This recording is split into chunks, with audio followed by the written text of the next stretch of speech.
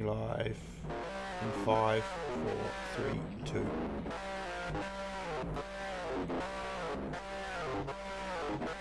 Good evening, everyone. Welcome to another Wednesday night, and welcome to round 2 of the Australasian Sim Racing OZTCAC Mans Midgets series. I'm Chris Riddell, and with me, as always, is Michael Zalavari. Good evening to you, sir. Good evening. Wow, that is a mouthful nowadays. Australasian Sim Racing, OZTCAC. Well, we're here tonight for round 2 at Monza. Yes, the Monza that it's a track that kind of exists in real life but doesn't.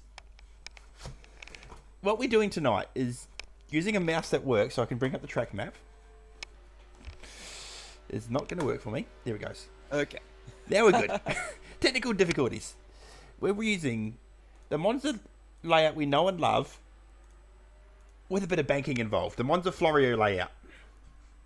Yeah, a weird one. You kind of jump off the track around the halfway point here, and the halfway point between Ascari and Parabolica, and onto the banking. So we get a little bit of that classic taste. Of course, back in the 70s, they were using the full banking and doing the laps that way, but we don't quite have the ability to do that. But we get the next best thing, which is a little taste of banking, and it's gonna be interesting. What we've seen already in practice is that the toe is worth a lot here. The toe is worth a lot. Well, yeah, given that you're basically not touching the brakes from when you hit the outer circuit to the first chicane, which is not the usual first chicane. It's around Yeah, the second chicane. The second chicane. Behind Curva Grande. Yeah, yes. It's a massive full throttle run. And it's going to leave us some epic slipstreaming battles tonight for our first endurance race, 50 minutes. Yeah, Monza has had its epic battles in Australasian sim racing history. I was thinking back to the last GT3 round here last year, won by Steve Bolger, who is currently second on the timesheets here tonight. That one with himself, Peter Savage, Lewis Wedding, Will Devonish, and I'm trying to remember the fourth driver involved in that. Lime Mitch, it might have been. A slipstreaming battle across a 90-minute race that went down to the very, very end. If you missed that one, check that one out on the Outworld Broadcasting channel from last year. Great race there. But we could see a bit of games being played in pit stop malarkey tonight, because it seems that these cars will definitely need at least one stop for fuel, and possibly maybe even another stop for fuel and tires. So interesting developments for the way that the race is going to go tonight. Yeah, now we should quickly touch on the championship points as they lie before we get underway tonight. Going through the classes. Obviously, each class has their own point score. We'll start with Class C. We had 3 entrants last round. Cam Rutledge, Mike Colston, both walking with 25 points. And Benjamin Grassy Roads on 16. Yeah, interesting to note that the championship points are based only by class, so there's no overall championship in any of the championships. But of course, with Rutledge and Coulston both taking race wins, they both grab 5 kilos of weight penalty for tonight. So let's see if Benji Rhodes or a few of the other C-Class runners that we've got tonight, we do have a bit of an extra enlarged field, get a bit of a chance with that extra little bit of help. In Class B, we have Will Devonish currently leading the standings, 25 points for him. Termo on 22. Matty Cecil on 19. Your top 3 there, with Lockie Burke, Luke Joyner and Brock Harvey rounding out your 6. Will Devonish had a great run. And again, Devonish and Termo both taking wins last week, so both having weight penalties. Mm-hmm. And then we go to Class A. No, we don't go to Class A. We go to Class A now. And it's Steve Bolger, after his dominant display last week, on the maximum 28. Yeah, so he took 2 race wins, so he has a grand total of 10 kilos, which doesn't sound like much, but then keep in mind that these cars weigh like nothing, and it's actually quite a little bit. So we might see Cracker and Nathan Higginson perhaps pushing up towards the front of the field. We do have a few extra ring-ins in A-Class as well. And we got a massive C-Class field tonight, which is going to be a lot of little skirmishes around the back of the field. So we'll take you through just as qualifying starts on the full entries. We have, in fact, 18 cars tonight, which is a lot of cars. That's a great number of cars, as my game just frozen on me. Oh, now we're good. So qualifying will be underway very shortly. Just in fact applying the weight penalties, there they were. So we'll take you through the field just as it stands as they head out towards practice. In Class A tonight we have Nathan Higginson in the Lola. We've got Luke Rosella jumping in on a Ferrari F512, so he's also in Class A. Cracker is returning in the Porsche 917 alongside Steve Bolger. He's back in the 917. We do also have Glenn Miles jumping in the Lola 270. And I think that's your Class A entry for tonight. In Class B, we have Dane Liccardo in a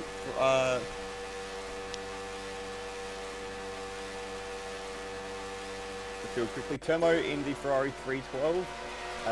Luke Joyner and whereabouts are we? And Matt Cecil back in the Ford GT. Lachlan Bork jumping in another of the Ford GTs.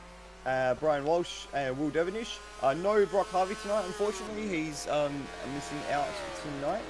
And then in Class C, a big Class C field, we've got Cam Rutledge in the Matra, Rhodey in the Matra, Rory Webber in the Matra, which I'm pretty sure is Brendan Ross. Don't know why Brendan's not using his own car. He's just coming out of pit lane now. Beautiful looking car. It is a very nice looking car. Those Matras do look very, very pretty, and they sound incredible as well. Just going past the now. We've also got Manuel Santino, the debut of the Wildcat, in the Porsche 906, which is a very nice looking car. Mike Coulston returns in his, I'm trying to remember what it was, the Chevron. And then Lloyd Kastner, which I'm pretty sure is also Lewis Wedding. He's in a Chevron as well. And I think that's our full field. I think that's everyone. Yeah. So 18 cars. It looks like 17 now. I think we've lost someone. Yep. Well, that's okay. I just saw Nathan Higginson do a massive cut through the third chicane. Was it the Ascari chicane?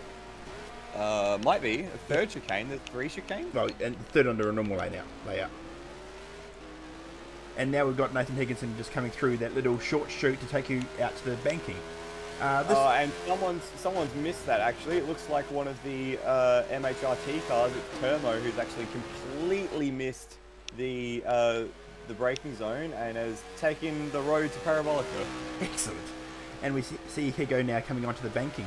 So this layout was actually used once in race trim. Really? In 1938. Wow. Okay. So it does go well back into the archives. Yeah. When they ran it in 1938, it had a really dicky, as my stream just going to freezes again, here we go, had a really dicky sort of box chicane halfway through the banking, which did not look like fun. Think like bus stop at 90-degree corners as Nathan Higginson starts his opening lap now. Oh, gross. That actually sounds like an awful time. Yeah.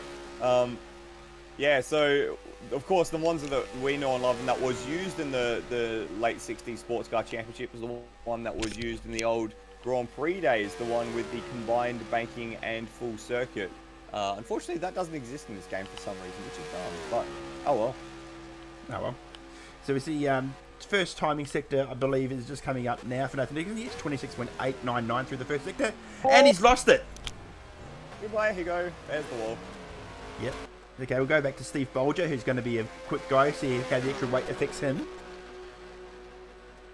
And he's going to be 26.0 to the first sector. It'll be interesting here looking at how the different classes manage the race. Of course, there's lower classes having a little bit less power rather, but it doesn't seem to be affecting the outright pace too much. Just a bit of comparison lap time. Steve Bolger to the first sector is 26 flat. Remember, that's basically flat out.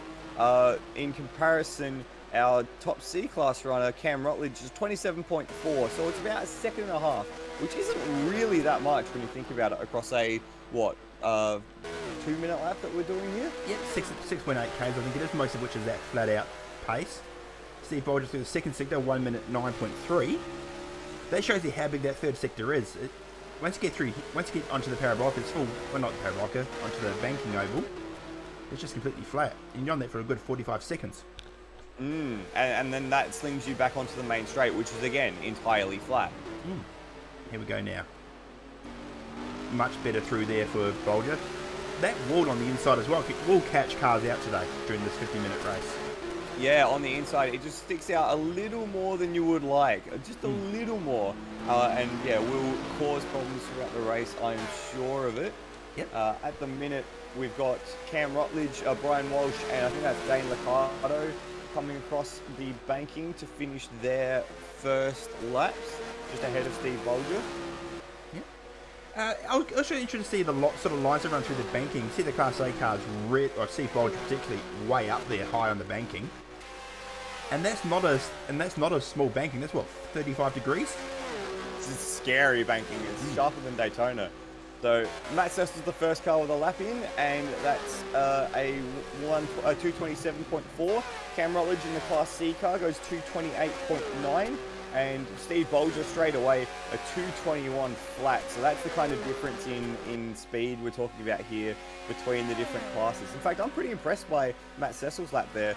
And in fact, I was actually going to say Cam Rutledge's lap because he's stayed ahead of Mike Coulston and Lloyd Kastner, which is Lewis Wedding, to be the Class C leader at the moment.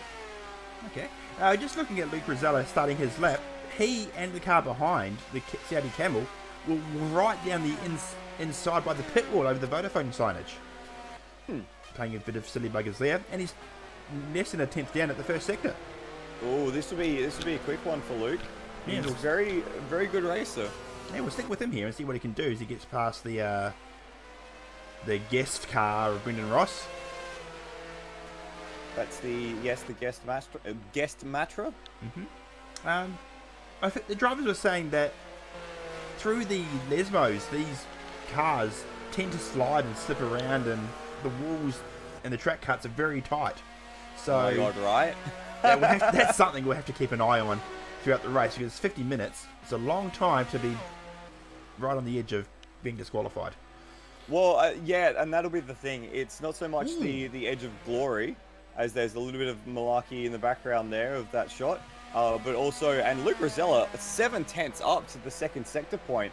The only problem is Steve Bolger is even quicker, so we'll have to keep an eye on how this goes as we come to the end of everyone's second laps. That was the thing about the racing in this time period. It was less about aerodynamic efficiency and getting everything squared away perfectly, and more about your discipline, the discipline under your right foot. And it might be difficult to drive on the knife edge for an hour tonight, but yeah, the more problematic thing is going to be driving on the inside of the knife edge to make sure you don't get those penalties. And now looking at Luke coming through the banking, he's taking the low line, really hanging it down by the yellow line. Very different from the yellow Steve line's Bolger. going to be a good marker, and that's a great shot there. I'm not sure if you had the stationary shot on the inside of the banking, but that was a great one. Steve Bolger to the top at 2 minutes 20.7. Let's see what Rizzella can do with. He's done a 2:19.4. What a lap. Have I just lost my co-commentator? I may have lost my co-commentator. So yeah, that was a great lap by Luke Rizzella. Clearly puts him on top of the standings. 1.3 ahead of Steve Bolger. And let's go down to B class and see what we can find out down there. B class in the yellow headlights, current pole is Will Devonish, 2:24.4.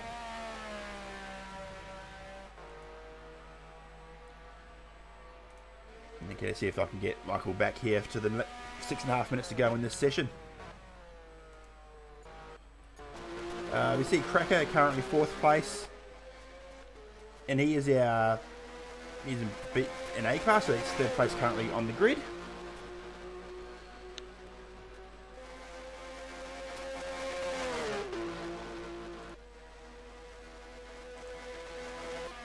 we'll see Termo in 5th currently.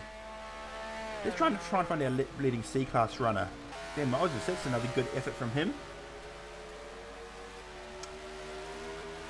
There's Lockie Burke in the Ford GT in 7th place. Where's our C-Class runners? Where are they at? Walshy in 9th. There you go. Lloyd Kastner, who I believe is Lewis Wedding in 10th, currently a leading C-Class runner. He's currently... It's a gorgeous car. Right, let me see if I can... Michael, have we got your back? No, we don't. We see a yellow flag coming through into the short chute. Quickly removed. Alright, I'm going to try and get Michael back. Just give us one moment. Hello. You're here. Yes, my PC just entirely crashed, so I'm back. I'm back now. Thank God for that. I couldn't handle another minute of that. I'm being on your own. Yeah. Lloyd Kastner, that's Lewis Wedding, correct? Yes, that is in fact Lewis Wedding. I believe he's our current C-Class leader. Yeah. I've got just the timing screen now. I don't have the game screen, but I'm going to get that back in a second. Luke Rosella goes quickest again. Ooh. Is that a 2:18? Yeah. What? Yeah, My word. He is on it. How much an effect would an extra weight have around here? Extra weight, probably not going to have too much of effect once you get up to speed. It's going to be the getting up to speed that's the problem.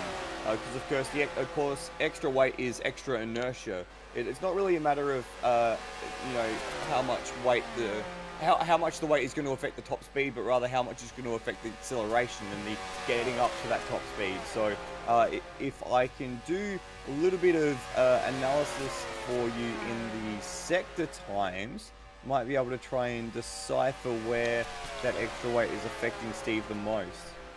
Yeah. While they do that, we'll look at this 3-car... Slipstream battle is probably the best word for it. Walshy from Rossi from... Is that Luke Joyner behind him? All looking to get a toe off one another. Oh, as we see Luke... I think that was Matty Cecil... Not Matty Cecil. Who's the black car? The black car is, in fact, Matt Cecil, I'm pretty sure. Yeah, it was, yeah. Just completely get it wrong and looping it. Looking at Cam Rutledge down on 11th. Whoa, nearly making contact with the black Ford GT. That was very willing coming down the front straight with 3 minutes to go. This is like the Formula 1 qualifying from a few years ago where they all missed the timer. They all just sent the pit lane till it's far too late. Yes, we all remember that fondly. Yeah, fondly. So to answer your question on where the weight is being most effective, Steve Bolger actually has the fastest Sector 1, which is entirely flat out. However, he loses somewhere to the tune of 0.7 to a second in sectors 2 and 3, which is a lot more cornering, slowing down, getting back up to speed. So not so much at the top speed. The Porsche 917 is pretty slippery, but getting up to speed and getting through the corners is where Bolger's having trouble with that extra weight. Yes, indeed. And we'll find out more about the Porsche 917 later. So 2.5 minutes ago, we've got anyone on a heater at the moment? It looks like Brian Walsh might be trying to improve his lap. Steve Bolger set another new first sector. No, let's go watch but him. we're missing times so far from Nathan Higginson, Dane Liccardo, Rhodey, and Luke Joyner. So we're trying to find a few of those, and let's see if we can cross some I's and dot some T's on where they are. So Joyner's just about to cross the line to start his first flying lap. Rhodey's on his first flying lap. Dane Liccardo is in the pit, so he's not getting anywhere. And Nathan Higginson is in the slipstream of Manuel Centino, who's lagging off the banking. Oh, that's always fun. That's going to be something that people are going to be very careful of. And he has just started his final flying lap, has Nathan Higginson. Just watching Steve Bolger now making his way onto the oval. He's got the Ford GT ahead of him, and then Cam Rutledge ahead of him, so he might get a little bit of slipstreaming help here. He was half a tenth up on his personal best through the second sector, but still half a tenth down on Rosella. Yeah, and that's the thing. Again, it's that middle sector getting back up to speed where he's lost a bunch of time. 42.8 plays a 42.2 in that final sector. But he's got a great head of speed coming onto the main straight here. Coming across the line any second of the clock now. Can he get pole position? No, that track. No, he must have got a track cut because he was below the yellow line on the banking. Oh, unfortunate for him. So this is his last chance now. In fact, it's all of these guys' last chance with the timer under 40 seconds to go. Indeed. So we'll see what's happening with Luke Riddell. Very slow camera work there. Thank you, whatever, Mister. Luke Rizzella's not pushing at the moment, so he's currently 2:18.8. He's happy with that. Steve Bolger is up through the first sector. Oh, and we've got a yellow flag. Mike Coulston, the Saudi Camel, he's just had an incident coming through the chicane. He's just run wide on the exit, and that's his challenge done. So he can't go any higher than 13th. So all eyes here on Steve. Looks very good at Lesmo too. Very planted. Luke Joyner, Luke Joyner's gone up to 8th just quickly on his last flyer. Rhodey's about to cross the line. He slots in to 14th, so well done, Rhodey. C-class car, not too bad. And there you go, Steve Bolger, 14th down on pole through the second sector. So he lost a good 8 tenths, or 5 tenths, sorry. But he's still there. He's still there or thereabouts. It wouldn't be too hard for him to maybe gain some of that time back. About 1.9 seconds is a lot of time to make up. Yeah, this is true. He does have Brian Walsh ahead of him somewhat. Let's see what Steve can do through here. Anyone else particularly from Class B that we should keep an eye on? Oh, not from Class B, but a bit of a story here. Nathan Higginson's crossed the line in his last flying lap to set no time. Another track cut, 7 laps for Nathan Higginson without managing to get a lap in, and he's doing his best Lola impression at the turn 1, the first chicane, putting it upside down in the sand trap. So, on you go. Good effort, mate. Unfortunate for Higginson. As we see Steve Bolger now come through off the banking. That transition must be difficult as he comes through now. Is he going to get pole position? Not with that. He improved by 7 tenths. But not enough. Just outside the 219s. It's 220 flat for Steve. We'll see who's on laps. Matt Cecil goes 4 seconds up on his PB to jump into 7th. Cam Rutledge jumps up into 11th. We've got Lloyd Kastner. He's been overtaken by Brennan Ross this lap. So Rossi, he's coming down off the banking now for his final lap. I think he will be the last runner for the night. Yes. There is still Rhodey, sorry, that will complete a lap. Yep, so Brendan Ross / Rory Webber in 16th currently jumps up to 14th. Nicely done. Ahead of Rhodey, so this is the battle of the Matras now. Can Rhodey matcher it with the other Matra? We'll see in about 10 seconds, 15 seconds time. Actually, no, this lap isn't even being timed, so no. Rest in peace, in pieces. And Manuel Centeno is in 16th. I think that's all she wrote for this qualifying session. I just want to keep an eye on Rhodey because I've got live timing coming up for him. Oh no, he's coming into the pits. There you go. He's spinning. So we have a new pole sitter, Luke Riddell, coming into the series and starting with aplomb. 2:18.8, the best lap of the session, ahead of Steve Bolger and Cracker. Class B pole position once again is Will Devenish. Even with the extra weight, you can't keep him down. He set a 22.4 to lead Class B in the Ferrari 312. And I've just lost all the friggin' results because damn you live racers, why do you do this to me? Yeah. I'm pretty sure Class C was led away by Lewis Wedding. It was, yes. So which should be a great race when we get to it. Now we've got, what, about 10 minutes before we get underway? Should be. Actually, no, it wasn't Lewis Wedding. It was Cam Rutledge at the end on the last lap of the session, who eclipsed Lewis by less than 1/10 of a second. So well done, Cam, on getting that one. Very excellently well done. So, shall we move on? Excited. I'm excited for what we've got next. So what we've got now, we've got about 10 minutes to fill. Usually we'd blabber on about our podcast and what we're up to in our life with racing. However, for this season, we're going to do some Le Mans knowledge. We're going to throw some Le Mans knowledge at you. And we're going to share some stories. We're going to share some stories. Today, we are starting with one of your favourite cars in the world, the Porsche 917. Let's take it away. The journey of the most successful brand in Le Mans 24 Hours history starts with a single car, the Porsche 917.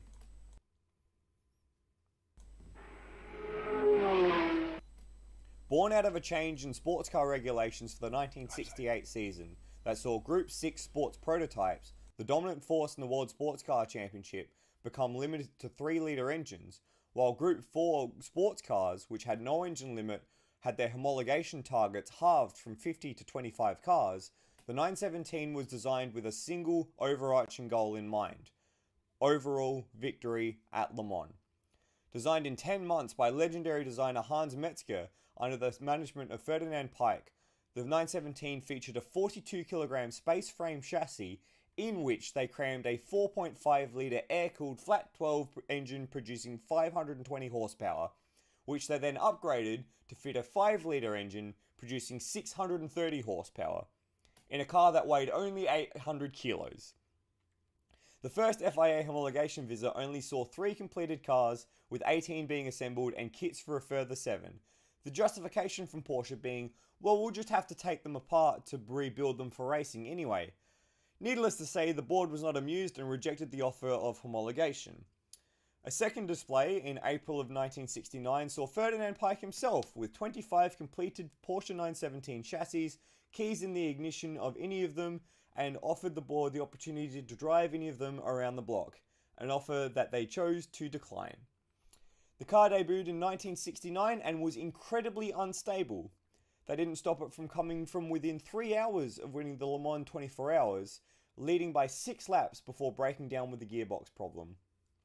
The 917 took its first competition victory at the 1969 season closer in Zeltweg, but suffered incredible instability issues around the rear of the car, generating lift. It was the engineer for the Gulf racing team, John Horsman, who noticed that no dirt or bugs was impacting on the bodywork at the rear of the car after a post-season test. So using some tin snips, an aluminium sheet and some tape, he fashioned a rear wing and told test driver Brian Redman to go out for a few laps. Redman returned and said, "That's it, now it's a racing car."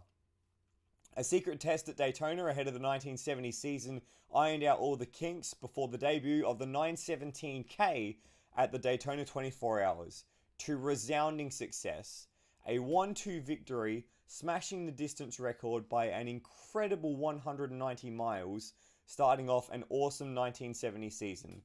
Next up was Brands Hatch for the Brands Hatch 1000 miles, with a Pedro Rodriguez masterclass in the wet, coming from behind to win by 5 laps after an early race penalty, prompting a rival Chris Amon to say, "Would someone please tell Pedro that it's raining?" Wins at Spa-Francorchamps and then at Monza, leading in to the biggest race of the season at Le Mans.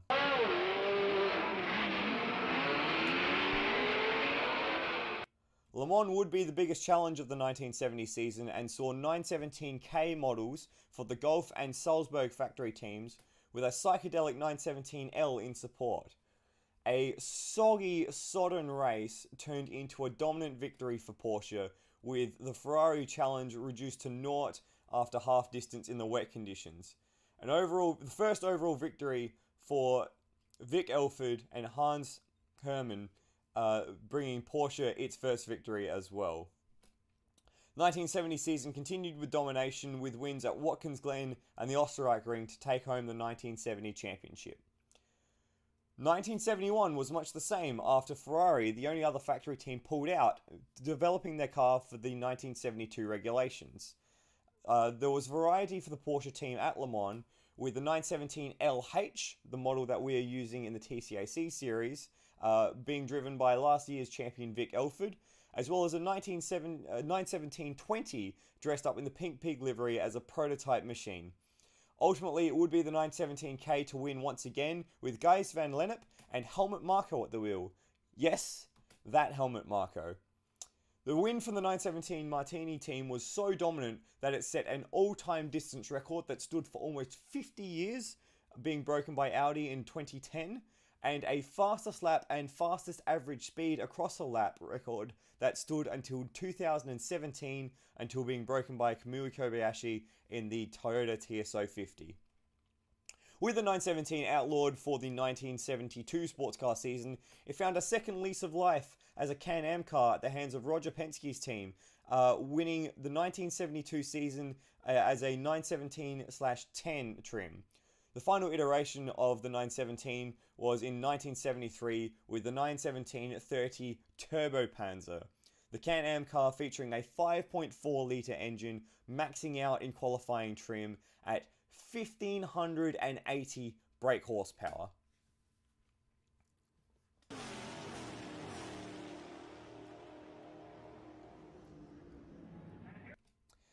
The car was so dominant that season, winning 6 of the 8 races by massive margins, that the rule makers decided to outlaw it for the 1974 season, ending the 917's short but very successful reign. The 917 stands as Porsche's first overall victor at the Le Mans 24 Hours, so its legend status is never in question.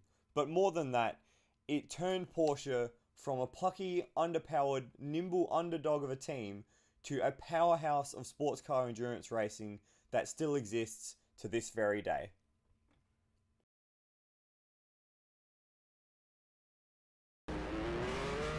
Wow, thanks for that, Michael. That was rather informative. What was that power figure again? So, alright, this blew me away. Originally, with the 4.5 litre engine, it was 520 horsepower, which is a little ridiculous. But by the time it got banned from Can-Am, in qualifying trim, it was 1,580 horsepower. And how much was the car in weight? The curb weight, which is all the fluids and the tyres and everything, was about 840 kilograms. So we're talking a power ratio of 2 horsepower to 1. 2 to 1! Like, holy crap! How did this car not be used for the Saturn V rocket? Oh, man, honestly, it's kind of terrifying when you think about it in that context. And remember, this is the early 70s. You know, safety is a thing that just didn't exist. Another thing that I didn't manage to squeeze in was that because of the compactness of the car, the front wheel area, sorry, the footwell, the pedals were beyond the front axle. So if you were in a crash, your comfort zone was your legs. What in fact exactly was your legs. So yeah, and like just looking at those images of the space frame, a 42 kilogram space frame chassis, which they crammed a 5 litre flats 12 in the back of. It's just terrifying. But yeah, as I said there, it was really the car that turned Porsche into a world beater, and it's so cool to see it miniaturized for this series, isn't it? And it's so cool. This is the Porsche legacy we've had, and it will hopefully continue to have in the LMH DH era. Yeah, they if you haven't been following World Sports Cars, they announced alongside Audi a entry for the 2023 WEC season, running a LMDH car, which is apparently, sorry, not apparently, it amounts to a glorified P2 car with a Porsche engine. So we'll be seeing that.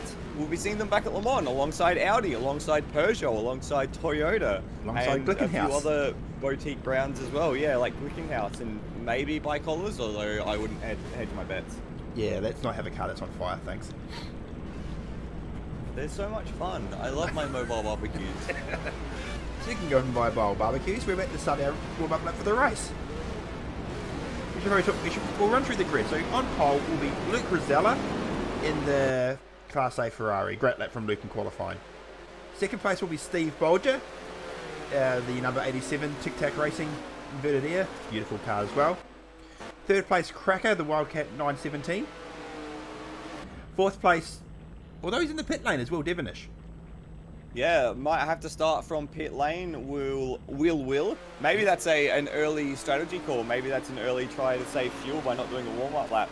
He would have been the Class B leader, but he cedes that to Termo, who's out of 5th place in the MHRT Brian Harvey panel repair 312P Ferrari.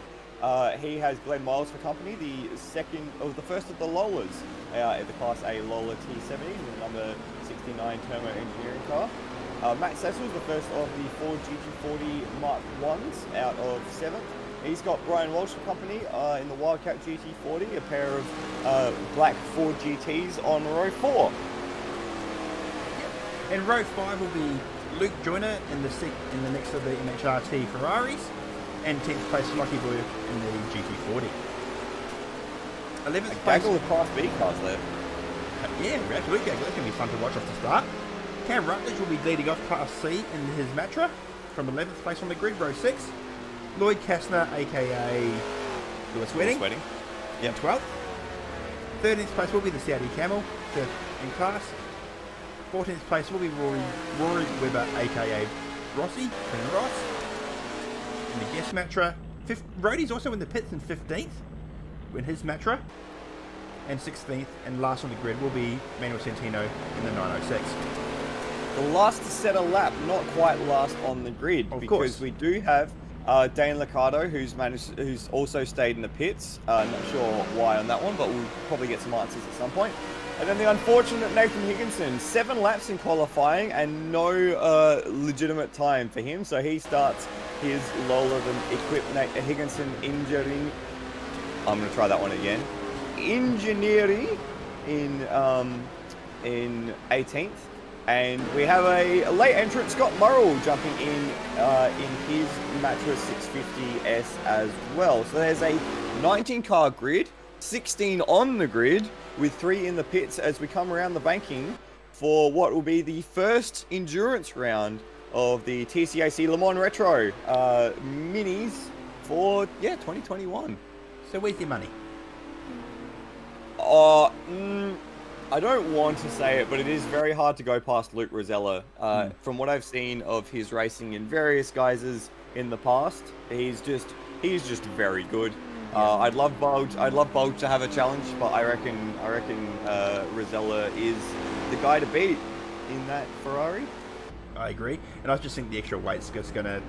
Well, it probably hurt his fuel numbers as well. So we'll see. Yeah, absolutely. What about Class B and Class C? Where's your money out there? Class B, I reckon will Devonish. I reckon he'll make his way even starting from pit lane. Yep, I reckon even starting from pit lane. 50 minutes is a long time here. That's true. And Class C, you know what? I'm gonna go on Lewis Wedding. Really, you're not gonna be brave? You're going straight for the heavy hitters? Oh, Cam Rutledge. No, Cam Rutledge can hold him. I thought I could convince you. Yeah. I'd like to see Mike Coulston get involved in that battle as well. I think that would be a good time. We'll go for 3 lights, 4, 5 lights. And we're away at Monza. We already have a drive-through penalty for Nathan Higginson. And it's been a bad start to the night for Higo as they fly down the main straight for the first time. And there's already slipstream battles. Luke Rosella with Steve Bolger in the background as they come through the first chicane, or what would normally be the first chicane, on the first lap here at Monza. Coming through Curva Grande. Anyone further back making a move? It's probably a bit ballsy to go around the outside of Curva Grande, let's be honest. Oh, well, Nathan Higginson, the reason he's got to drive through penalties is because he's up 10 positions, which is a bit much. Okay. Must have gotten a great jump off the line. Through the second chicane there, I'm looking at Commander Miles. He actually did a good job there, holding off everyone behind him. Now we're going 2 wide for 5th and 6th into the first of the Lesmos. Survived that one quite well. And now coming through the second Lesmos, slipstreaming battles all over the place. There we see, I think that's Cam Rutledge going well off the track at Lesmo 1, and Cam Miles going off at Lesmo 2. Why does he come straight across the circuit and just manages to stop himself spearing into the wall there on the other side? So he's dropped plenty of position. He's now down in 13th, soon to be 14th after that little indiscretion. Lucky not to plough into the Armco on the other side as they come under the bridge into Ascari. Yep. He goes up to 5th already. Something's a bit fishy there. Remember the Aussie racing car race, or the Ute race where Richard Wilk just took off on the red lights coming on? I do not, but that would not surprise me considering it's V8 Utes. Yeah. As they fan out into this little dogleg section here. 3 wide. Oh no, Glenn Miles has made contact with the rear of the Matra, and there's carnage. Mike Coulston tags him as well. There's 3 cars impacted there, and Miles ends up around facing backwards. Oh, that was a bit of his own doing there, and he's been the one to pay the price. Dane Liccardo is still in the pit lane, so I don't know whether he's actually racing this race. Yeah, I'm not sure either. I noticed that as well. As you come around to complete lap 1, well, not yet, it's still coming on the banking, the top 3 have sort of broken away from the rest of the pack. Now we'll see what effect, if any, the slipstream has at full tilt coming through turn 1. So this Luke Rosella, 229 standing up from Steve Bolger, Cracker, Nathan Higginson up into 4th. He's got a penalty to take though. Yeah, but if it's only a drive-through at 100 k's an hour. Oh, have a look at the pair of 4 GTs coming down the back. Oh, here we go. So, crossing the line, I'm pretty sure it was Matt Cecil just ahead of Brian Walsh, but as they come through Curva Grande side by side, Walsh has got the inside line, has to just tuck in behind a little bit here. Very willing stuff from the pair of Class B cars. Yeah, and Walshy switches to the inside. Can't do it from that far back this time around. And he's also overshot the chicane slightly, so that's going to cost him even more time.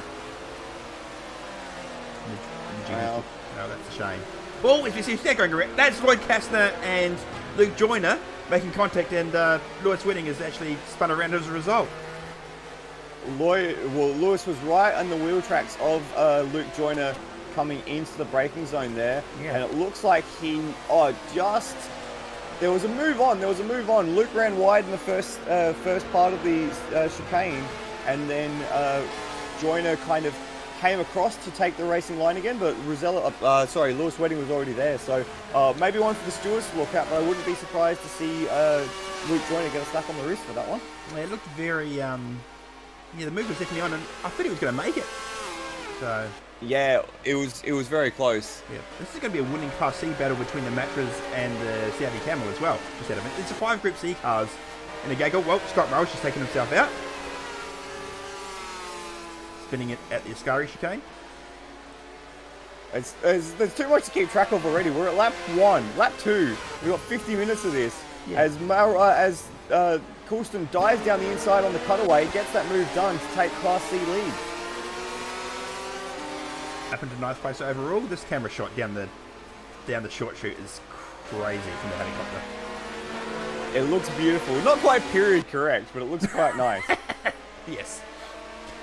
So I've got eyes on the battle for 9th, 10th, 11th and 12th. This Group C, Class C, not Group C, little train going here. Differing lines in the banking already here, and it looks like the low line is the way to go for Cam Rutledge. Yes, and further back we've got a slipstreaming duel as well between the two guest drivers. Between Rossi and Wedding. So coming onto the main straight, the gap at the line is going to be minuscule. It is in fact a grand total of 0.049 of a second as they cross the line. Just behind them as well, it was 0.48 of a second. So very, very tight stuff for Class C here as they come into Curva Grande. And just ahead as well, there's a bit more going on between Higginson and Joyner. Now, we had an early pit caller as well. I'm not sure if you caught who that was, but we see these Group C cars are going to be like this for 50 minutes, I can tell you now. This is fantastic racing as we see Pigo going down the outside there. Ooh, got a curb from the Saudi Camel. It's all very close run stuff here. Oh, what happened behind? Is that Cam Rutledge around?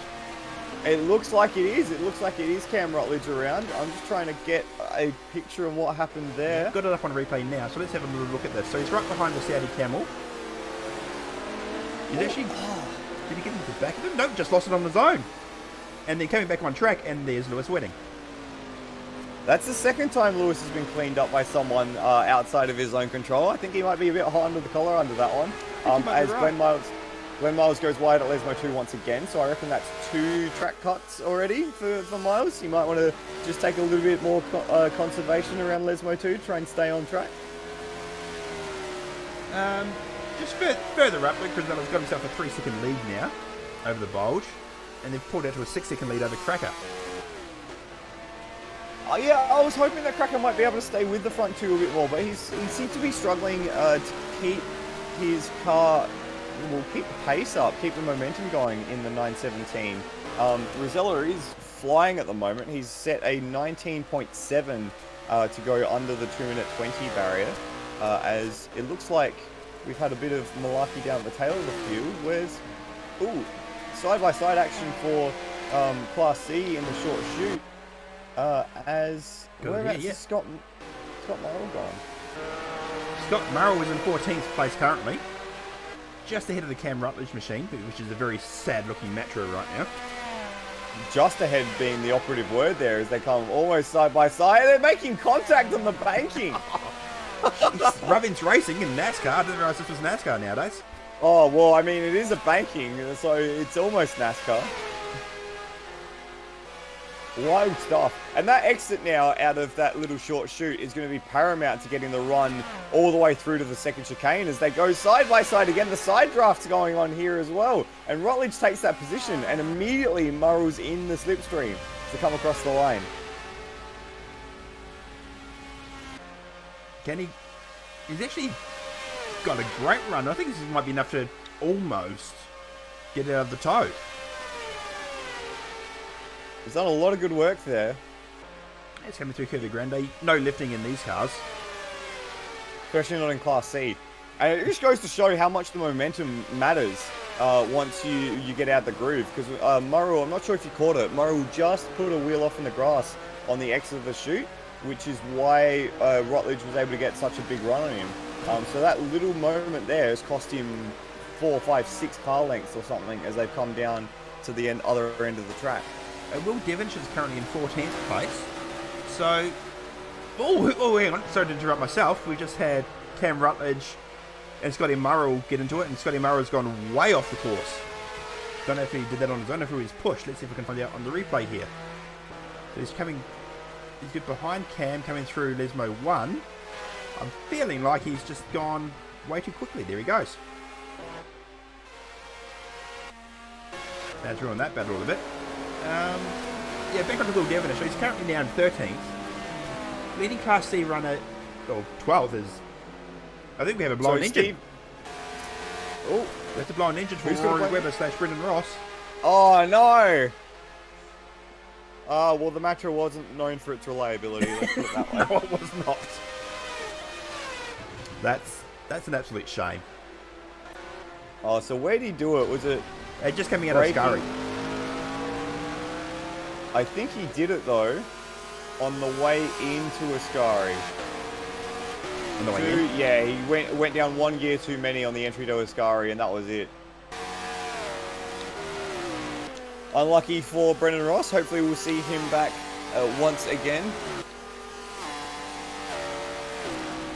My computer's just going a bit slowly, so I can't keep this. Looking at Lloyd Kastner in 10th. Lewis Whitting. What a decent run to start this race. Up 2 positions. Who are the other birds and shakers who we've had?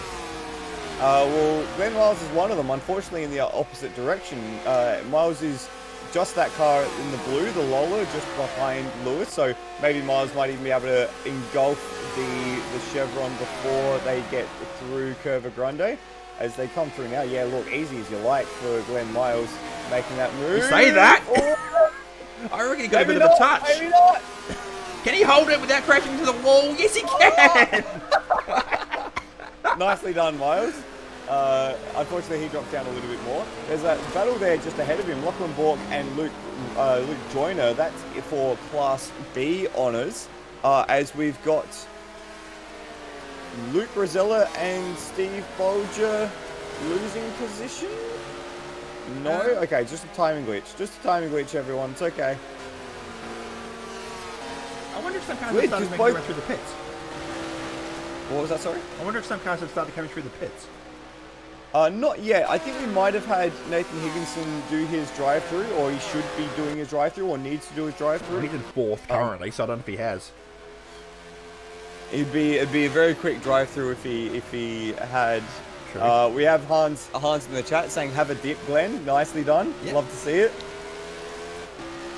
So let's get on top of where the class battles are at the moment. So we're waiting for timing to update, but at the moment it is still Class A. Oh, actually, Lewis Wedding and There he goes. what's Yeah, there's some time malarkey going. Oh no, Wedding and Coulston have come together on the entry of the chute, and they've gone around as well. Oh, good lord. And good lord indeed. What on earth has happened here? So we'll get this up on replay. So and there's a Ferrari in the mix too. Oh no, Ferrari's just got past. No, he hasn't. Yes, okay. So Ferrari's gone past, and Mike the Camel has just gone to the back of Lewis Wedding. That's the third time he's been taken out. Yeah, a bit of a function of traffic there. Luke Joyner, of course, being the higher class car, ending up getting involved in the battle for position. I think Mike was just a little unsighted and a little unfamiliar, having the faster car come through on the pair of them, which was a battle for Class C lead, I think, at that point. It was. All right, let's try this class battle thing again. Okay, so we've got Luke Rosella and Steve Bolger and Cracker. That's your Class A top three. They're currently coming down underneath the banking on their way to Ascari. The next car is Termo. He's the Class B leader. He's currently sitting in 4th place. And he's pretty much in the world of his own as he comes through the Lesmos at the minute. Next in Class B is Matt Cecil. And then Nathan Higginson, who's now down into 6th. So he might have taken that drive through for jumping the start. The lead Class C car was, in fact, Lewis Wedding at the time of contact. In fact, he's still the lead Class C car, but he has now Cam Rutledge, behind him. There he is. Oh, and Luke Joyner's around at the exit of Curva Grande, and he's almost come onto the track. Oh, sorry, that's Lesmo number 1. Oh, that's why I couldn't find him. I went the wrong way. Luke Joyner, did you say? Yes, he's just managed to get on track ahead, behind the battle between Glenn Miles and Lachlan Bork for 8th overall. That is a high-speed lose. And that would have been an interesting conversation with the teammate had he taken them out. Well, it's an interesting conversation that he's trying to start in our YouTube live chat, as he says it's a long straight. So, Luke, and driving. Luke, 2 hands for beginners, mate. Keep focused on the road. We've just lost Scotty Murrow from the race. And Oh, no. no. Let's see why that is. He's had a crash. He's had a crash, and I think he's had enough. Yeah, fair enough. For Murrow, unfortunate for him to jump out like that.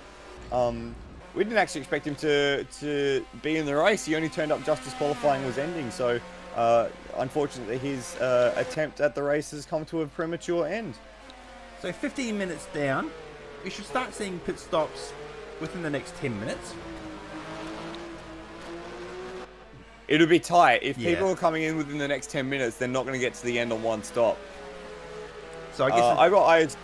Oh, sorry, I got eyes in the battle for 9th between Luke Joyner, Glenn Miles, and Lachlan Bork, who want something in the foreground. Yep, that's Whoa, Luke Joyner just hitting the barrier at the top of the baking, coming off it.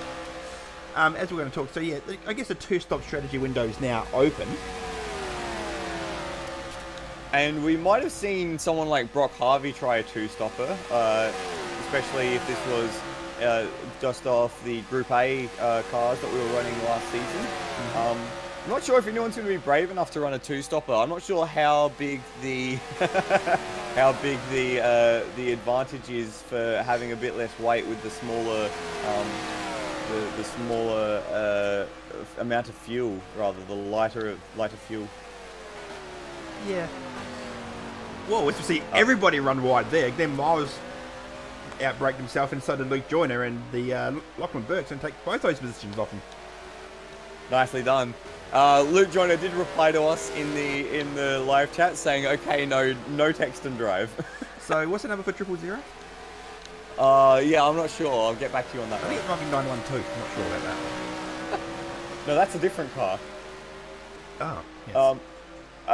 Another thing that would mean a 2-stop is undesirable for this race is keep in mind how fast you're going when you're not in the pit lane here. You want to minimize the amount of time you're in the pit lane, because by gosh, you are hammer and tong the whole way down the main straight if you're not in the pits. True. So you lose a lot by taking a pit stop here. Yeah. It's a similar argument they have at the Melbourne Grand Prix, doing 60 in the pit lane as opposed to... larger numbers. Yeah. And something as well. A pit lane drive-through means basically nothing here because, of course, you can just fang it through. You can't. Of course, you got to do 100. Oh, it's 100. Oh, that's lame. Yeah. I thought this was the 60s. Yeah. I was going to mention as well, Albert Park track work has started, so that's... Yes. Interesting. I thought they were delaying that until November. Well, with the race being delayed, yeah, they're going to do the actual track modifications now. Oh, okay. So they're actually making modifications to the track now. Yeah. Okay. Cool. I get it. Yeah. Sweet. Which is cool. Apart from the fact that it's going to be lots of roadworks for me at work. But anyway, moving on. An interesting note, by the way, at the head of the field. Steve Bolger has done a lap underneath the 220 marker. Congratulations, Steve. He was 0.8 of a second faster than Luke Rosella last lap around. So I wonder if Luke is just taking his foot off the gas a little bit, trying to manage the fuel as we are getting closer to half distance. We're still 7 minutes away from half distance here. I'm just looking at ninth place on the road. We've got Glenn Wiles in the Class A car, and you've got Lockie Burke in the Class B 4GT. He's all over his back of him. He's down the up to Curva Grande. He was swerving left and right, and Glenn Wiles just cut the corner by a long way. Miles seems to be struggling to find his braking points. He's done that on more than one occasion, let's say. Next time we have a look at cars go past here, we'll see if all the braking markers are intact. Because yeah, go ahead. A few drivers in practice were complaining that we're taking up the 100 boards, and that's just mean. That's just unsavory. I mean, it was probably accidental. It looks like Miles had a little bit of a poor exit out of Lesmo 2, and Luke Joyner's interested here. We got Lola V8 Chevy power versus V8 Ferrari power coming down underneath the banking. And Miles manages to hold on. Does he? Well, yes, he does. Yeah. Just. But you speak with the higher class car, if he can get the exit here, this is where he's going to be the strongest. Yes, absolutely. And remember, this was the 60s, so of course the old adage, there is no replacement for displacement, as Miles takes the scenic route through to Parabolica instead of the banking. There was also no replacement for GPS, apparently. Or no replacement for brakes. Apparently in Glenn Miles' car, there's no replacement for brakes. And we have a Ford GT that's going very slowly as well. Brian Walsh is pulled over to the side of the road. Oh, what's happened here for Walsh? Oh no, he's had a hardware failure. That's a hardware failure. That's not something that we've seen Walsh make a few mistakes. We haven't seen Walsh make a mistake like that. No. And I think he did have issues in practice as well. I'm not sure if it was him, but some driver said the steering wheel fell off his table, so... That would be not what you want. No, it was the 60s. Hardware did fall off the cars occasionally. Oh, yeah. Okay, occasionally. And it looks like Glenn Miles, he's actually joined back immediately ahead of Lewis Wedding. Those two again. Yeah, those two old battles. Actually, we have a change for the class... No, we don't have a change for the Class B leader. That's just a timing glitch. Class B leader still currently being Chuma? Yes. Who's running a very lonely race, so... Coming through to the first/second chicane, depending what you're talking about. Then Miles... I don't think he's taken that chicane cleanly in the last 5 or 6 laps. I don't think he's taken that chicane clearly once. And he's very, very wide at Lesmo 1 as well. Maybe he just hasn't come grips with the brakes on that car today. This track, on brakes, would you be liable to overheating your brakes? You have a few big, heavy braking points, obviously, but the thing where you overheat your brakes is where you've got a lot of big stops in short succession, which you don't really have here. What you have is you've got these big straights, which can cool the brakes back down to their operating temperature. So I don't think you'll be cooking the brakes. Surely brake fade is a thing that happens and does exist, but I don't think you'll be cooking through them like you would, say, at a street circuit, which we might see a bit later on this season. When we go to Macau. Now, Luke Rizzella, he's going to be hitting traffic. He's just a couple of seconds behind Manuel Centeno. Yeah, so Class C Porsche 906, beautiful looking car. There's actually one of those for those South Australian based sitting at the bend of Porsche 906 Carrera. Yes, there is. Which raced at Le Mans, I do believe. So there's a little bit of racing history there. But this is, a 906 up against a... Oh, that was an interesting... a Ferrari. I mean, I think Manuel Centeno was trying to be polite. Oh, he's gone! Just managed to gather it back up. He did make contact with the wall. I think we saw a Ford GT in the Parabolica road as well then. And that was Brian Walsh. So he's managed to recover from his little off and get back on track to solve his issue, but he's gone straight on again toward the Parabolica. Yeah. That incident with Manuel Centeno, he was just being really polite, and he almost caused a massive issue. Yeah, almost too polite there. And we see that occasionally. Yeah, it's one of those things about traffic. What you want to be as a slower class car when the leaders come on to you is predictable. That's the most important thing. So predictable is generally on the racing lane and not making any kind of crazy moves. And I think Manuel Centeno just there was a little unpredictable and was very lucky not to get cleaned up. Yeah. And one thing we have learned from the last race, these cars will take a lot of damage if they do get involved in incidents. The damage has been turned way down for this series, but an incident like that would still necessitate a trip to the pits, as we see Rick Rizzella coming on the back of the Brian Walsh GT40. Hot. What? Straight past.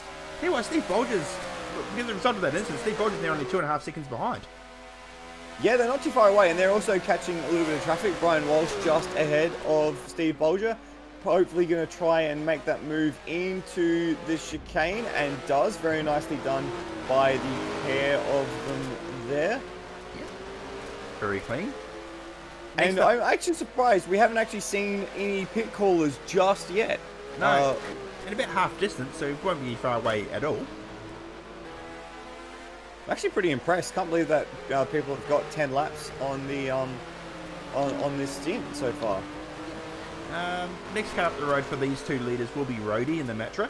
That's another 10-15 seconds up the road. Further down the field, don't have any real battles at the moment. It's all going to come down to pit strategy from here on out. If you had the choice, would you overcut or undercut? I generally like the undercut. But the thing is, with the undercut, you need a bit of knowledge of how far you can get. Is the thing. It's all good. It's all good getting the undercut and getting the position, but if you run out of fuel at the other end of the race, well, you've just played yourself, really.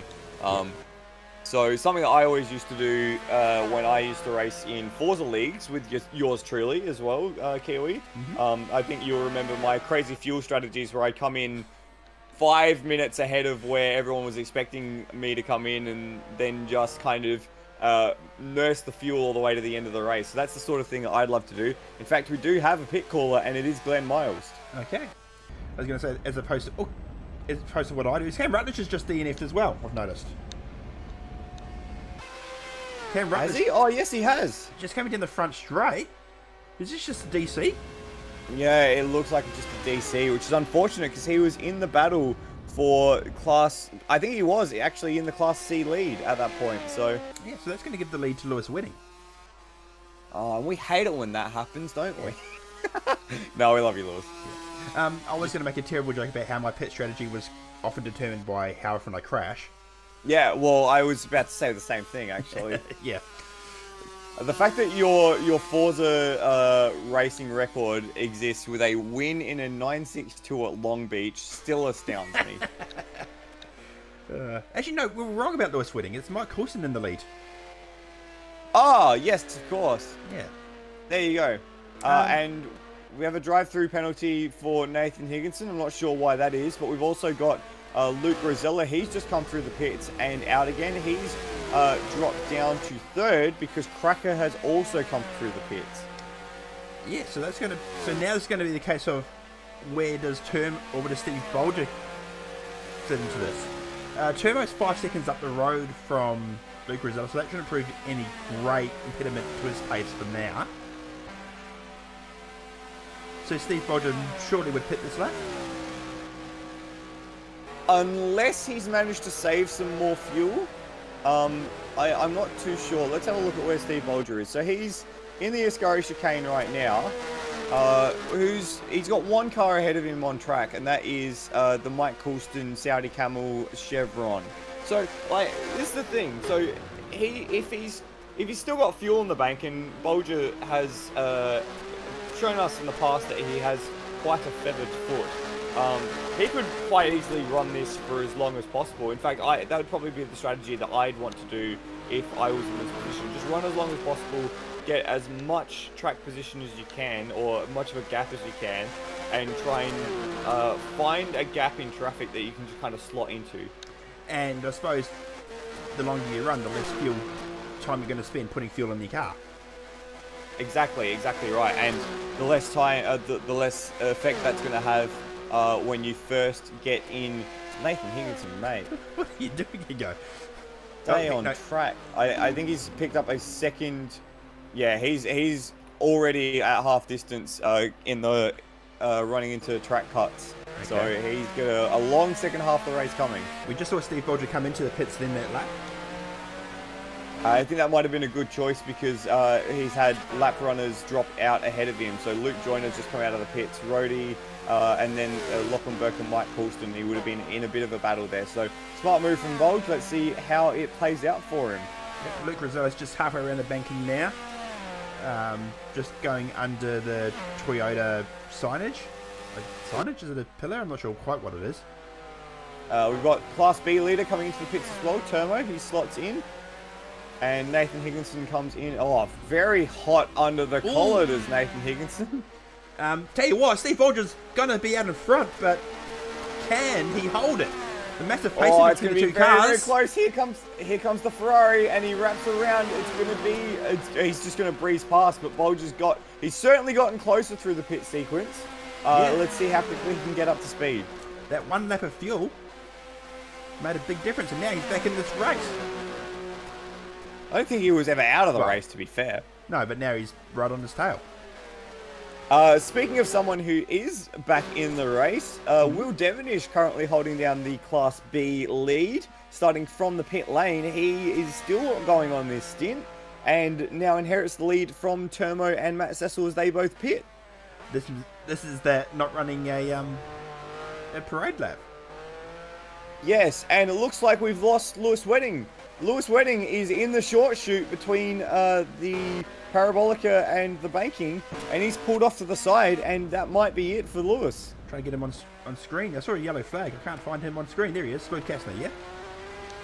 Yeah, he's been sitting there for a good 30 seconds. And we've lost Mike Coulston too. Mike Coulston he's gone around coming out of the short chute, and he's also just crashed his car pretty heavily, trying to recover it. Oh no, Lewis has gotten going again. Lewis has got going? My first thought was, has Lewis run out of fuel? But now, what about Mike? He's stuck there. I don't know if he's stuck in the barrier or if he's broken something, or... Reports are his revs aren't moving. Interesting. Reports are Lloyd Kastner had to exit his vehicle. I'm guessing it was a pit stop, but of the personal kind. And Mike is back going again and back on track. What we've seen actually is when cars have had incidents, as we've got Brian Walsh coming into the pits now, and another drive through for Higo. What's that now? 3? 4. Got one off the start. So he might be going for the record here. What's the record? I think it was Glenn Miles at Adelaide. I'll have to get onto Netherrealmian. Yeah. 7 drive-throughs. So Higginson's going for the drive-through record here today. It looks like. So something I have noticed with these cars is when they have spins and when they have accidents, it's becoming very difficult to flick spin. It looks like they seem to have too much grip at the rear for them to actually rotate effectively to get back on track. Yeah, it's something I've noticed too, especially around here. If you spin that short shoot, it's not very tight. It's actually quite tight, I should say. Yeah, it's not a lot of room. As we just see Termo ranging on the back of the drive-through mobile machine.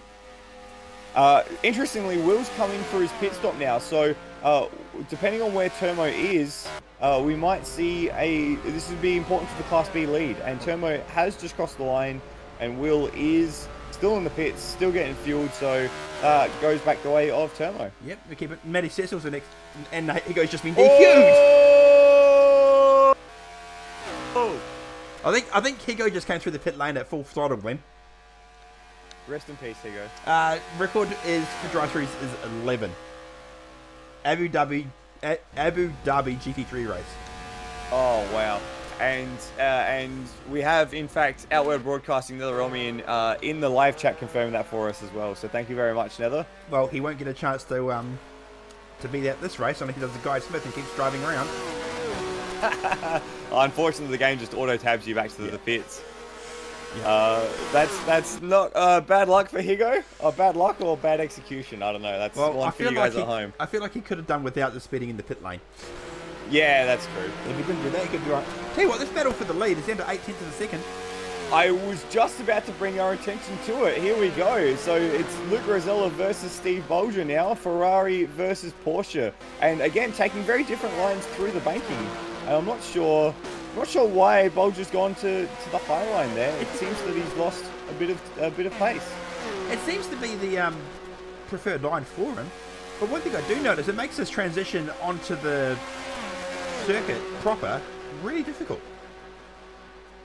Actually, just having a quick look at the speed as they come across the line, it's also given Bolger about 3 or 4 kilometers per hour that he's trying to make use of in the slipstream as well. Here we go, battle to the lead, coming into Curva Grande. Porsche goes to the inside, and he's going to make the move. Here we are, Steve Bolger gets to the lead as they come through Curva Grande, and Rosella hasn't got that much to fight with just yet. Gets back into the slipstream, the nose to tail heading into the chicane here. That's Glenn Miles just ahead of them in the distance. They hit the breaking point, and Bolger's got through. Bolger's confirmed the pass there. Wow, well done. Well done. Made use of that 3 to 4 kilometres he talked about. And he's going to hold him through Lesmo. Now the key will be, can Luke Rosella use Glenn Miles as a bit of a pick? This is battling in traffic, and Glenn Miles gets well out of the way. Well done there for Glenn. Does the right thing, allows these two to keep battling. That's so heading down now from Lesmo 2 under the bridge towards Ascari. This is the section of the track that Bolger has struggled with because of the extra weight. On that last lap, by the way, Steve Bolger set the fastest first sector in that last section. So he has been on the money right when he needs it, and he's got a 1/10 gap as they come through Ascari. I wonder if Luke's doing this intentionally, and Brendan Ross has just said the same idea in chat. Luke has a plan, yeah. Well, we saw this happen in the GT3 race at Monza last year for the GT3 World Challenge. It became a bit of a cat and mouse game of who was making use of the slipstream and saving some fuel. So it could be the same again, I'm not sure, but it seems odd that Luke would just give it away now. Well, still 14 and a half to go. He must be confident he can get past again. He has been good at all race. Question for you. Who would you, coming into the last lap, if you're nose to tail like this, do you want to be first or second? I want to be first. I think there's not enough track after the banking in order to make them move. You'd be right up the clacker of the car ahead on the banking to actually make that move, I think. And you can see now, Bolger, even though he's, not got the slipstream advantage, he's a 3 or 4 car lengths ahead, 3/10 ahead. So coming out of that short shoot, I want to be ahead. Okay. What about starting the lap? Starting the lap, I want to be behind because I want to pass Curva Grande. Another DQ for Brian Walsh. I wonder what's going on there. Well, you can try and find that out quickly as I see very different lines for Curva Grande. Yeah. I think Brian Walsh has tried to go through Parabolica. Well then. Whoa, I think Steve Bolger's got the second chicane horribly wrong. It's going to give Luke Riddell a chance into the Lesmos. Up the inside into Lesmo 1. Not really a passing opportunity. Bolger gives him a lot of room. He's very kind there and allows Luke to slot ahead. So, yeah, 13 minutes left. It's probably only about 4 or 5 more laps that we've got of this. 4 or 5 more laps. It sounds like we're almost at the very end. Looking at Luke Riddell in there. I wonder if he can hold it from here. I just got the straight by chat. So that's putting a guest driver. Where is he? Who's the other guest driver? Oh no, this the guest driver who was second to DNF. Don't mind me. Rossi's played you like a fiddle there, Chris. She has. She has. Oh god. Sorry, Rossi. I'm not. Update on Class B. In the pit sequence, Will Devonish has managed to make the move on Matt Cecil. So maybe Matt Cecil had a longer pit stop or something along those lines. But he's actually been losing a bit more time consistently to the cars ahead. 3 seconds slower than Will Devonish that time around. In fact, Will Devonish was 2 seconds quicker than Termo. And that gap is only 12 seconds. So 2 seconds a lap. Going to be very, very tight to see whether or not the red MHRT Ferrari can overtake the blue MHRT Ferrari.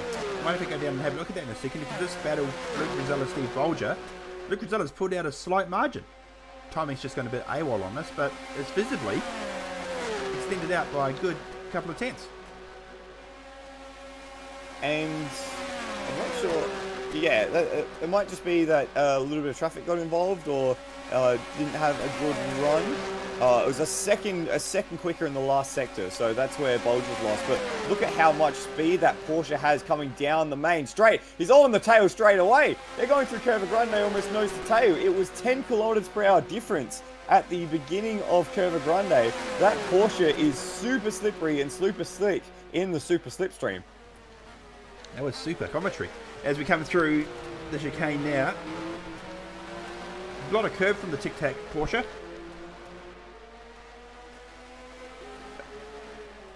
Excuse me. And I think all those gains have just been undone by Luke Riddell just being so much faster through the first chicane. Yeah, it's the eternal problem for Bolger here is that he has a straight line advantage in the slipstream, but he loses so much of that again when they come through the corners because of the weight penalty. Or maybe just because Luke's a better driver, or you know, the problem in the nut between the steering wheel and the seat. But Luke is quicker through the slower sections, so Bolger's going to play his cards right here to make sure that he's in the right position at the right time, which is going to be imperative. I'm going to leave this battle for a second just to check out how other class leaders are going with 10 minutes to go. We have in 4th place currently Termo, as you mentioned before.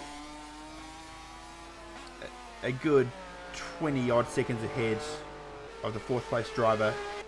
Timing showing us Cracker, but no, that's time. Yeah, I think Cracker's missed a sector because it's just reset now, and it's a 10-second margin between Devonish and Termo. So again, that's another 2 seconds taken away by Will Devonish. He's plugging away at that gap. It'll be a matter of does he have enough laps in order to make that pass. I see 5 laps left in this race, maybe at maximum, maybe 4. So it's going to be very close. Yeah. And Matty Cecil's 3rd in that class. There's Lachlan Blurkin 4th as well for GT3 and there's Zach Glenn Miles just getting a bit wrong out of the chute. He's currently in 8th place. Where's our Class C leader currently? There he is, Rhodey. I was surprised by that as well. Hey, in 9th place or 10th place. I think this is much about just not crashing. Class C has been a battle of attrition this race, and he's just gone through it all. The Metro looks untouched. It really does. And remember, he started from the pit lane. Here in Will Devonish. So he stayed out of all of this malarkey, and through the pit sequence, he's actually managed to jump Lloyd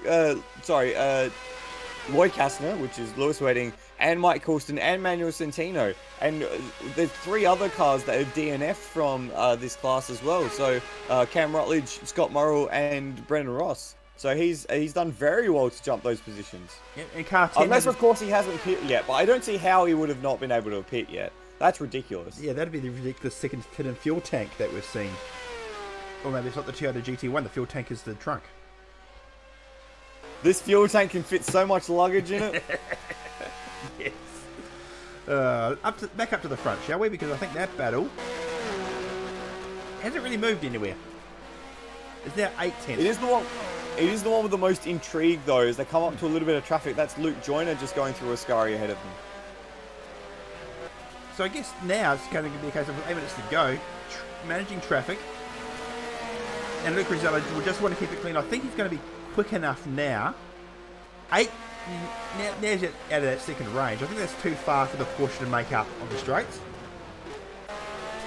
So now Luke just keep it clean. I reckon he'll hold this out for the next 7.5 minutes. Hustle that. Yeah, it was fairly peculiar that that Bolger managed to get that much of a gap. Overcome that much of a gap and then get back onto the tail. Joyner's going to give Rizella a bit of a slipstream here, so Ferrari playing a bit of a Ferrari handball there for the Ferraris. So, yeah, Rizella's got great use of his slipstream, actually. He goes to take the high line. Now, Rizella was first to pit of these two, wasn't he? Oh, second. Yes. Yes. Sorry, was he first to pit? Yes. So, was he just saving fuel to make sure? Possibly, quite possibly. It wouldn't surprise me, as Bolger's now making use of that slipstream from Joyner and gets through. 7 minutes left, so it's going to be tight run thing to the finish. In fact, Bolger just put in his best lap of the race, 19.8, so he's really on it at the moment. The Bolger's absolutely pushing. That's what we want to see. Oh, that's great. No. What? Oh, God. Okay. Moving on. Please. There's Cracker in third place. Very lonely race for Cracker. He's just literally turned up and driven this car to a podium place at this point. I mean, hey, I'd take a podium in these cars. They look like a lot of fun. I haven't actually had the chance to drive any of them. He's still setting lap times within a second of his best. The problem is his best is a second and a half away from what the guys out front are setting. And there's a lot more traffic for the pair out front, just to jump back up to that. They've got Lachlan Borg and Matt Cecil just ahead. And so this will be trying times, testing times for Luke Rizella and Steve Bolger. I haven't had too many multi-class series in AMS Oz, or Automobilista Sim Racing, or Australasian Sim Racing, what we're now called. And Rizella gets stuck. Rizella gets a bit stuck behind the Ford, and this is going to give a big helping hand to Bolger coming onto the back straight. But Bolger's not going to get around until the short shoot is a minimum, unless he sends it down the inside, which he has done. Oh, he goes deep. No! He goes very deep, and in fact, it's actually put paid to his challenge. He lost out a lot there in the end by just trying to be a little too aggressive with the traffic. Too impatient, and that's cost him dearly. He'll be fuming about that. Now, that's going to give 2 seconds to Luke Rizella, and I think that's game set match for this battle. I think it might be, at least for the short term. They don't have too much ahead of them in the way of traffic until they get to Mike Coulston, who's another 30 seconds up the road, 20 seconds up the road. So it'll be a tight run thing to see whether or not they get him. I can't see them actually getting him, so I think that's more or less that battle itself. Now I'm going to go down to the turn mobile Devonish because that's down to 6 seconds. So we've been saying 2 seconds a lap is the marker for Devonish that he's been achieving. Just to check in on that, last lap for Devonish, a 21.3 versus a 22.7. So Termo started to respond a little bit here. Yeah, hang on. So Will Devonish is actually ahead of Termo. No, it's showing that's a timing glitch. So if you look at where they are on track, Termo's just about to head onto the banking, and Devonish is just coming through the corner onto that banking now. So don't you just love Automobilista timing? In fact, Termo's trying to harvest the slipstream from Rhodey's Matra, which is Matra? I mean, you get the silhouette of a slipstream from the Matra. Yeah. So this battle is going to be very tasty potentially at the end. You know what? These front two are absolutely going to grab Mike Coulson. I don't think there's any doubt about it. They're just coming down. yeah. You can see the Saudi Camel in the front of shot now. Yep, there he is. And that's probably the last chance for traffic to intervene in this battle with 3.5 to go. So what, 2 laps? Or maybe 3. I think, is it +1 lap or it just is +1? So it might be 3 laps. So we'll keep eyes on that, which means also 3 laps for Will to try and overcome the gap to Termo. He'll be willing these guys to push hard so he can get that third lap in. Absolutely. The gap now between Termo and Will Devonish is 4 seconds, so it's getting closer. If it's 3 laps, they'll be nose to tail. Well, we'll make sure we keep an eye on that battle. In Class C, currently Rhodey is well ahead of Lewis Wedding. Oh, it's not quite well ahead. It is ahead, but it's not quite well ahead. It is, in fact, 6 seconds. So it'll be a bit of a... Oh, it'll be a monumental effort for Rhodey to hold on. But I want to see it. Let's have a look at the last lap times for Rhodey and for Lewis Wedding. It was a 2 minutes 30... 2:30 flat, plays a 2:29. So very, very close in terms of the lap times. But I think that must have been a slow lap for Lewis. Both the leaders have just got around the Saudi Camel, no dramas. So with 2 minutes 11, ooh, that's right on the cusp. Right on the cusp of them doing a second lap. Yeah, it'll be very tight here. So this is the battle for Class A lead at the moment between Rosella and Steve Bolger. If we go down to 4th and look in the background of this shot with Termo, you can see the battle for Class B lead. There is Will Devonish just in the back of shot. And then if we go to Class C, which is headed up by Rhodey in 10th place, in the back of shot there as well is Lewis Wedding. So we have class battles in all 3 classes heading down to the wire. This is like the Asian Le Mans Series race on the weekend. This is going to be awesome. Except I'm going to be able to cover it all because I know how to do that. I haven't seen the Asian Le Mans Series races yet. Oh, the second race from last weekend at Yas Marina, the finale of the season. Best race of the 4.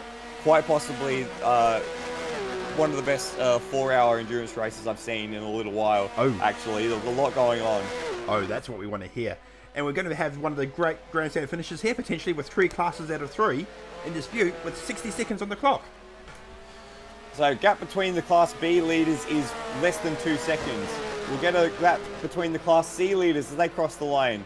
Rhodey ahead of Lewis Wedding, and it's 3.5 seconds. So that gap was literally sized through by Lewis that last lap around.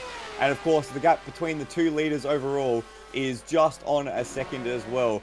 Time is ticking away. We have 38 seconds at the moment as the 2 leaders are coming onto the old section of track.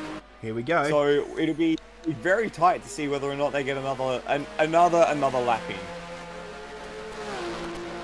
We'll keep an eye on this battle because it's going to be the crucial marker of this race. If we get the other lap, I reckon Will Devonish may just get him, but we'll see what happens in 15 seconds time.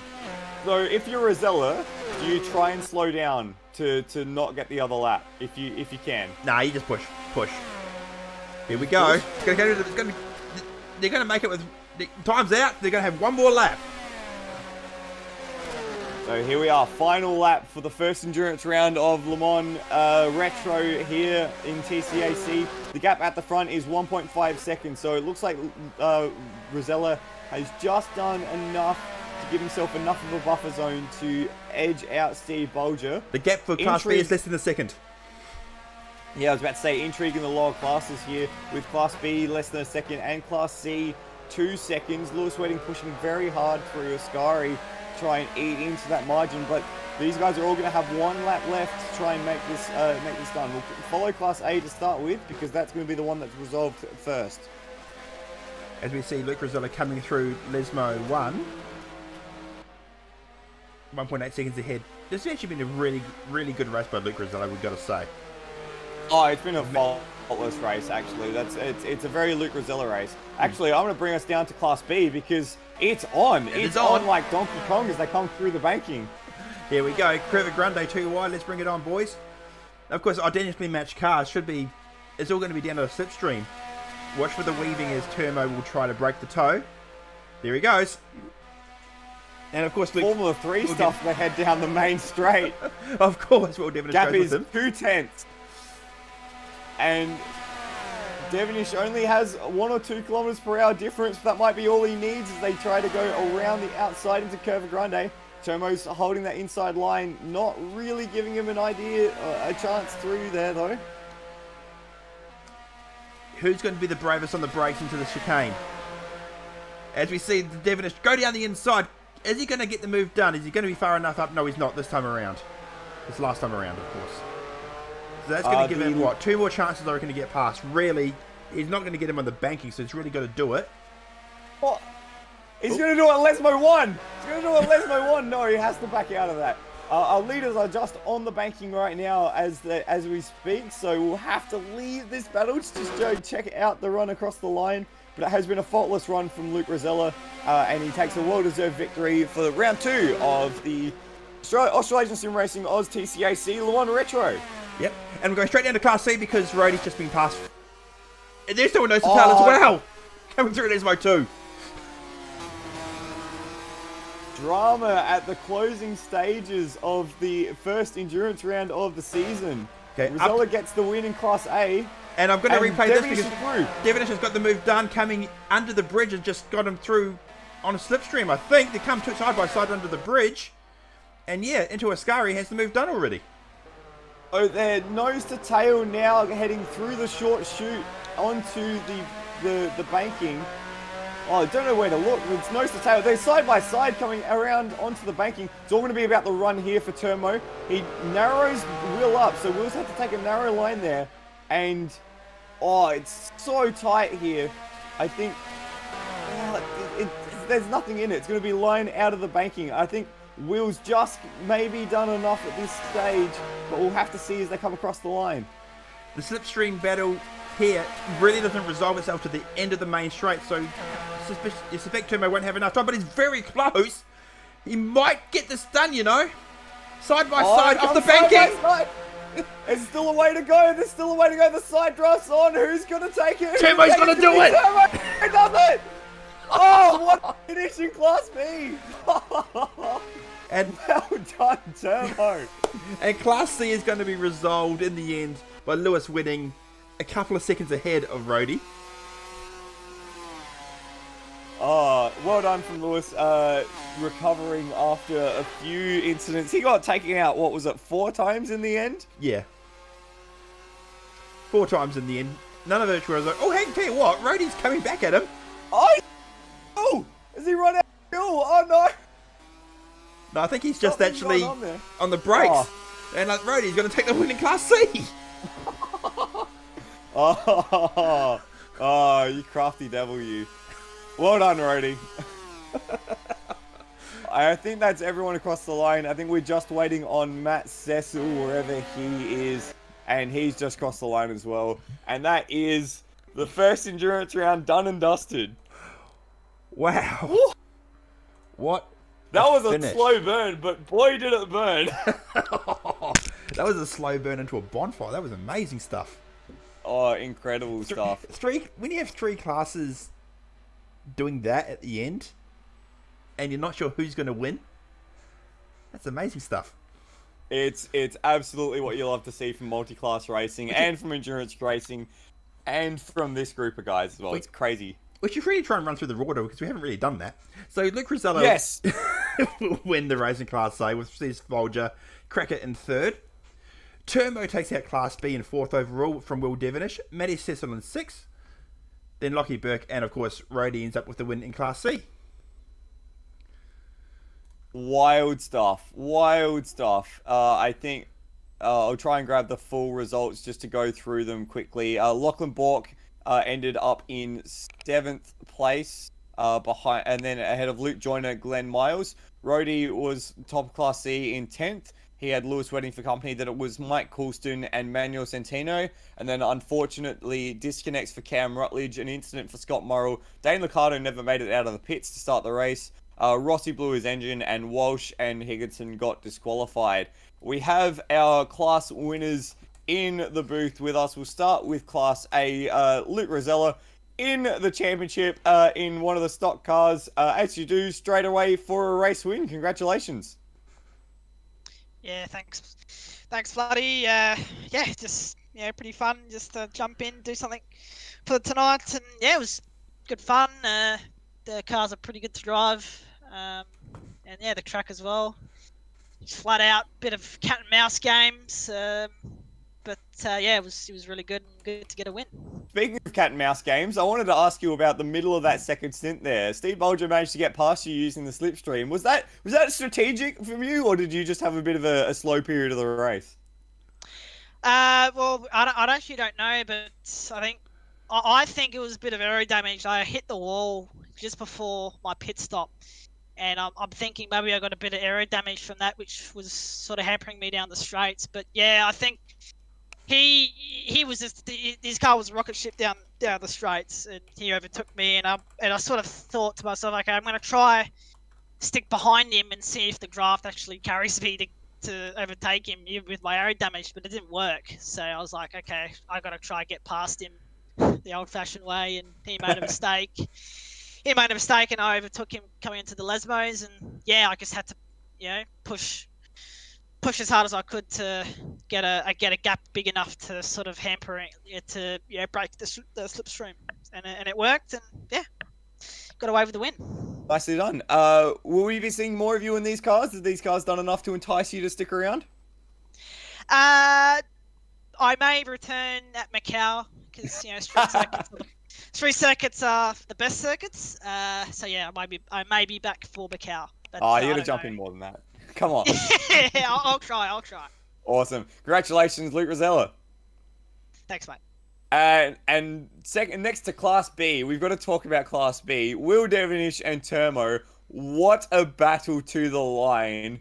We were falling off our chairs at the end there. Termo, take us through the run out of the little dogleg onto that last section of the track. I knew Will was catch me in the last stint, and I went, bugger this, so I'll try to play a bit of defensive Will, and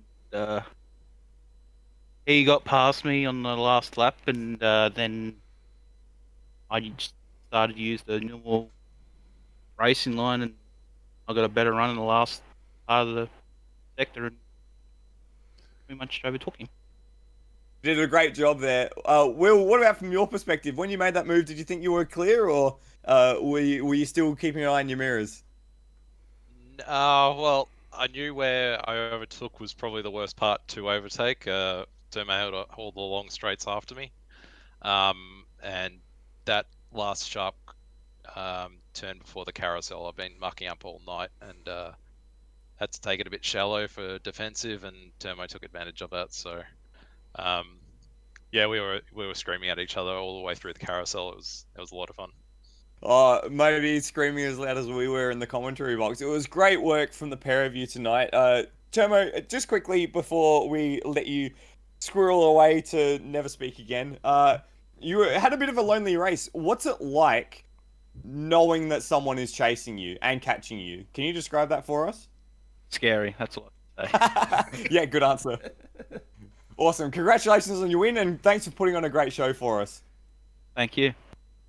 And finally, our Class C winner, Rody. Rody, congratulations! A win from pit lane. That must feel pretty great. I don't know what the hell happened in that race, honestly. I'm just like, oh yeah, look, we're good. We've got all four equipped Matra Australia cars here, and great to get the backing from Luiwi and Penrite and Yokohama and all other backers for those cars, and then. We lost Rossi fairly early. Unfortunately, it looks like he's missed a shift somewhere on the banking, which is a shame. That's going to be an engine rebuild for the team. He blew it up into a Scari, mate. He did, yeah. So that'll be an engine rebuild, which it happens. Scott, unfortunately, just not enough seat time in these cars, and Cam, internet played up on him. If it was Mike, I'd say the camel moved, but we don't have camels down here, so whatever Cam's wife animal is clearly went walkabout. But that last lap, I did not know I was in the lead. I swore black and blue that Mike was somewhere 30 seconds up the road on me. I'm just like, oh yeah, I'm just coming for second. Or, I'm just beating Lewis just for a bit of pride. I can go to, haha, Lewis, I beat you here, but this is my own series, so yeah, it might not weigh as much. I was trying to balance fuel numbers while trying to keep him behind me, and then I bottled it all up on the left-hander coming down the run into the banking. I'm just like, well, that's it, gone. And then I come to the last corner, and he's doing like 150. I'm like, what the hell is this? So I coasted across the line. I came out of the banking, and I think I had 0.1 of a litre coming out of the banking, so I coasted the last 100 metres of the straight and passed what was a running chevron, which confused me. I just get confirmation that he decided to give me that win, which very, very magnanimous of him and very nice of him. In the end, that's 10 kilos that I didn't need, though, because I did not win that race on pace. So you got played. You got played already. I got big played, and this is the Lewis strategy. He's always about the long term stuff. He never worries about what's happening in the stint or endurance race. He's always looking at the big picture of where to be at the end. He's not worried about where he goes with the season here. He's thinking the race. He's thinking about the season, and he has run a race in A and a race in C. So his points are going to be split across both, but he can still come up with a good result if he wants to run the full season. But I agree with what Kiwi said in the Discord. What the hell was that? It presented, and I was worried at some point that race was going to be a snooze fest, and then it all turned up in the last 5 minutes, and I'm happy with that because I hope it presented something for you guys. Oh boy, mate, you didn't see what was going on in Class B. We were yelling our asses off.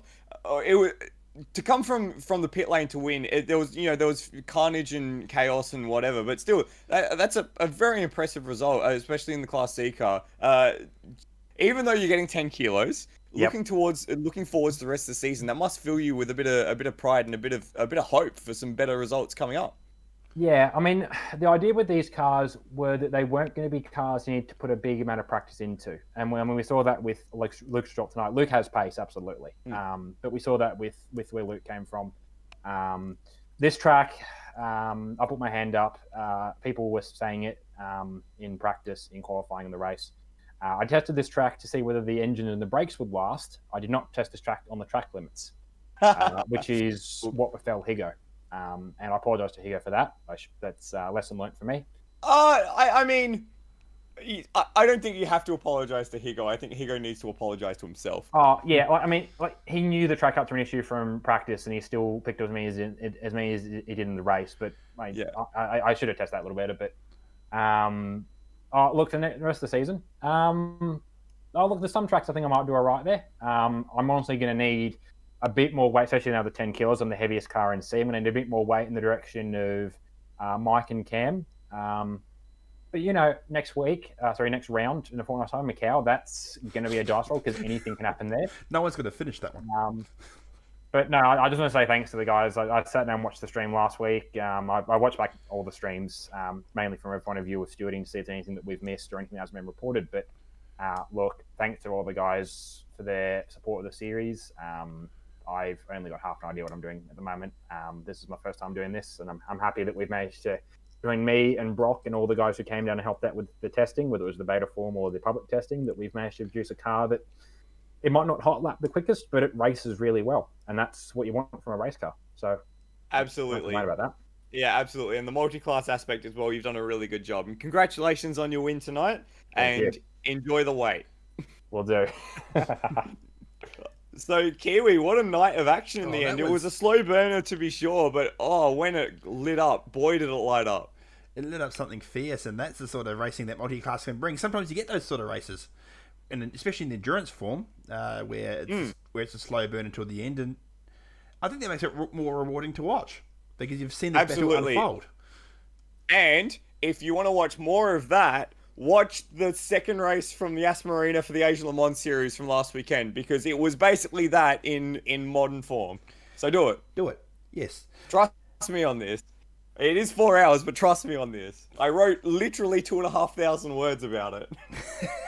Awesome. It was a big one. Look forward to that. So we should say our thank yous as always. NetherRealmian, thank you for all your hard work in getting a graphic package together as you do every week. Rodney, Brody, Oh, hey, you pull out the Rodney. Oh boy. Rody, and Brock and Co. and Rob in the mod. And thank you, Michael, for as always joining me this evening. No problems. Thank you, Kiwi, for pulling the stream together. And yeah, it's when the racing's as good as this, it's an easy night for us. It is. Just quickly before we jump off, I hope you guys enjoyed the little feature that we did. We're going to keep doing those throughout the season. We'd love your feedback. If you like it, if you want to see more of it, if you have pointers or criticisms, please let us know. We want to improve what we do as a product and our skills and experience. And yeah, I hope that you're enjoying the stories that we get to share. And if you haven't seen it, it'll be posted on the Endurance Chat Media YouTube page as a standalone video for you to watch and show others who may be interested as well. We've got plenty more of those coming from Michael, and we may have a couple of special guests as well. Absolutely. Until then, we'll see you guys in a couple of weeks' time for Macau, which is going to be something. Terrifying. I like to practice before these events. I don't think I will at Macau. Well, what's the bet that someone ends up perpendicular to the track outside of on like the exit of the tight hairpin? Yeah. Do we have confirmation that is Malco a permanent yellow zone?